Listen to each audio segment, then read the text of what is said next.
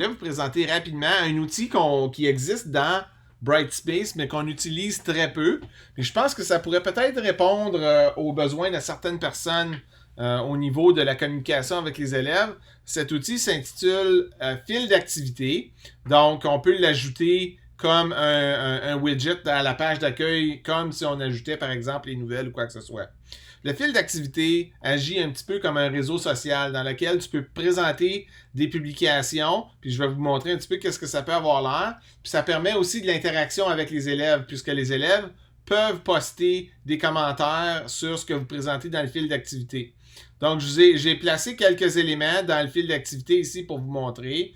Donc, j'ai présenté, par exemple, ici, mon premier message, laissé un commentaire ci-dessous. Puis là, l'élève peut dire bonjour.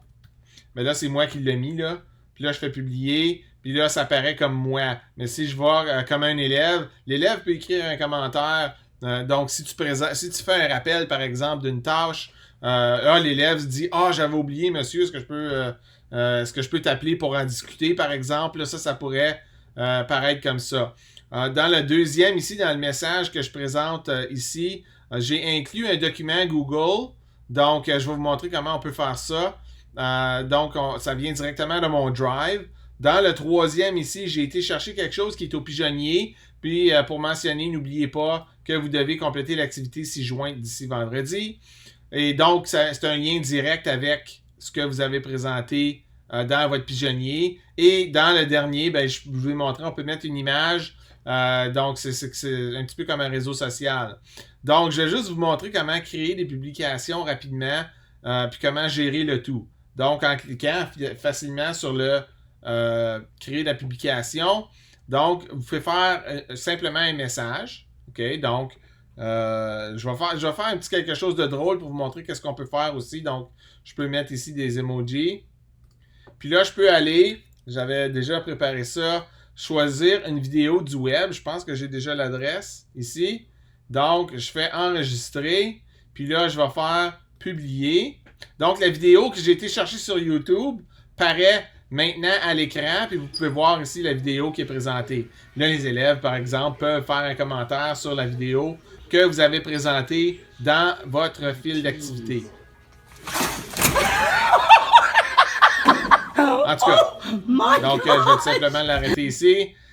Donc ça, c'est un exemple de publication qu'on peut faire. Donc on peut y aller dans un peu plus ludique, un peu plus drôle et plus divertissant. D'autres choses, on peut dire, bon, je suis absent aujourd'hui. Donc au lieu d'aller dans vos nouvelles, d'avoir quelque chose qui est publié et où on ne peut pas avoir d'interaction avec les élèves, le fil d'activité permet cette interaction-là. Donc, si je retourne à joindre, juste pour vous montrer, donc je peux téléverser un fichier comme l'image que j'ai mis tantôt, ou je peux mettre un document doc, par exemple, si je veux partager quelque chose avec les élèves.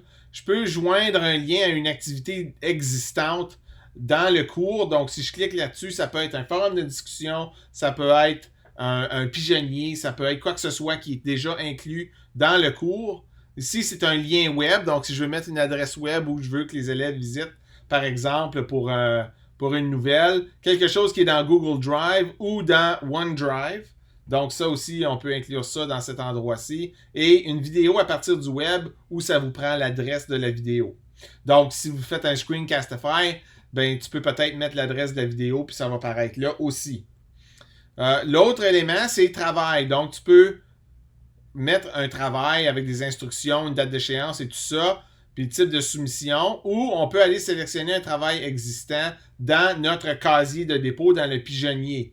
Donc, si vous regardez, là, ça, c'est les éléments dans ce cours-ci qu'il y avait au pigeonnier. Si je le choisis, donc, tâche d'évaluation formative, 3.1, puis là, je peux publier maintenant ou je peux publier plus tard. Donc, je peux choisir une date à laquelle j'aimerais que ça soit publié.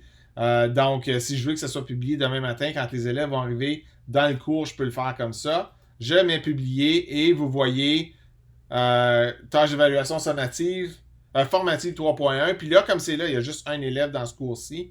Donc, il y a 0 de une soumission. En même temps, ça vous permet de voir cet élément-là. Donc, le fil d'activité, un des éléments peut-être plus négatifs au fil d'activité, c'est que ça prend beaucoup de place sur l'écran.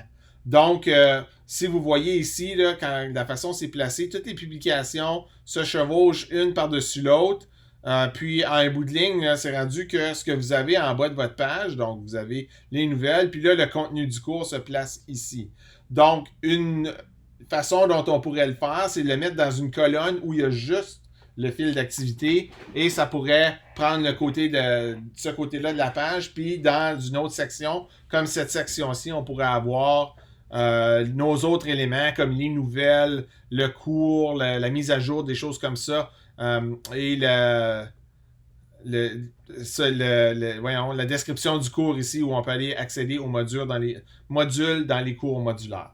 Alors, si vous avez des questions par rapport justement à cet outil du fil d'activité, gênez-vous pas de communiquer avec moi.